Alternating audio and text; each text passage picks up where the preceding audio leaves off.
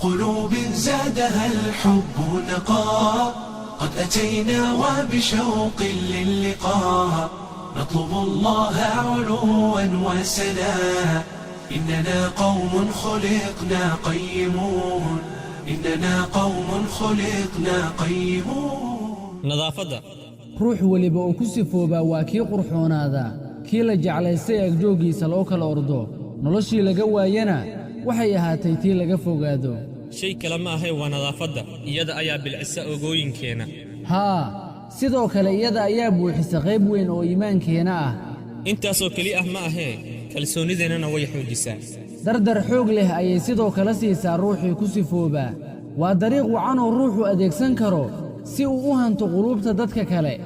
laga yaabay inaad mar u noloshaada aragtay qof lacag leh, maryo badan oo kala duwan haysta, balse ku guuldaraystay inuu dadka qanciyo muuqaal ahaan.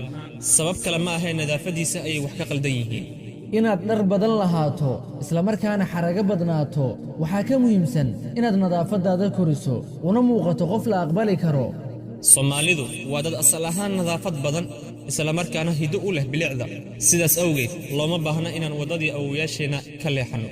u noolow si nadiif ah, ku noolow jawi nadiif ah, qalbigaagana nadiifi.